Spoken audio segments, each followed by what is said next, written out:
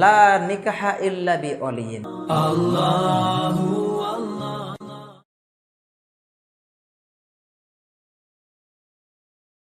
Court marriage করা কি বৈধ?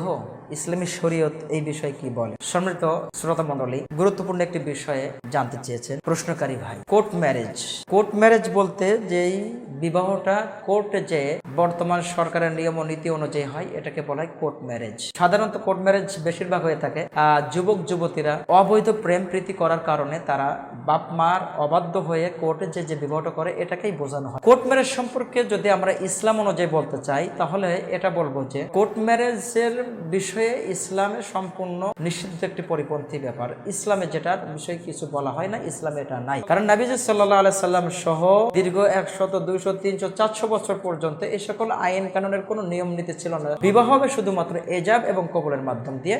সেটা বিবাহের ওলি থাকবে, অর্থাৎ মেয়ের গার্জেন থাকবে, ছেলের গার্জেন পক্ষ থাকবে। যদি ছেলের গার্জেন না থাকে বা মেয়ের গার্জেন না থাকে, যদি না থাকে অর্থাৎ মারা যায় বা দেখা যাচ্ছে দেশান্তর হয়ে আছে, অন্য কোনো দেশে আছে, সেই ক্ষেত্রে তার স্থলাভিষিক্ত বড় ভাই বা যদি তাও না থাকে, তাহলে সরকার সেটার দায়িত্ব গ্রহণ করবে। কিন্তু পক্ষান্তরে যে বিষয়টা আসলে জানার জন্য আমাদেরকে খুবই গুরুত্ব দিয়ে জানতে হবে যে কোর্ট ম্যারেজ ইসলামের পরিপন্থী একটি বিষয়। এছাড়া যদি কোনো ছেলে এবং মেয়ে, যুবক এবং যুবতী, তারা তাদের বাবা মায়ের অর্থাৎ ওলির অনুমতি ছাড়া যে কোর্ট ম্যারেজ করে, তাহলে এই কোর্ট ম্যারেজ অবৈধ হবে। অর্থাৎ এই বিবাহটা ইসলাম অনুমোদন করে না, ইসলামে এই বিবাহ নিষিদ্ধ। কারণ আল্লাহ রাসূল সাল্লাল্লাহু আলাইহি ওয়াসাল্লাম বলেছেন, লা নিকাহা ইল্লা বিওয়ালিয়িন, ওই বিবাহ হবে না, ওই বিবাহ বাতিল যেই বিবাহে ওলি নেই।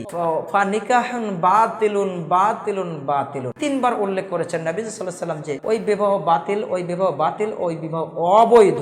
এটা নবী সাল্লাল্লাহু আলাইহি ওয়াসাল্লাম বলেছেন। সুতরাং যদি কোনো ছেলে বা মেয়ে তাদের ওলি, তাদের অভিভাবকহীন যে এরকম বিবাহ করে, সেই বিবাহটা অবৈধ হবে। এই বিবাহ অবৈধ হবে, এই বিবাহ অবৈধ হবে, এটাই সত্য। যুবক ভাই বোনদেরকেও আমরা উদ্দেশ্য করে বলবো যে যারা অবৈধ প্রেম প্রীতি করছেন, এ সকলগুলা ইসলামে যেমন অবৈধ, ইসলামে হারাম করা হয়েছে, ঠিক ওলিবিহীন বিবাহ শাদী করা হারাম।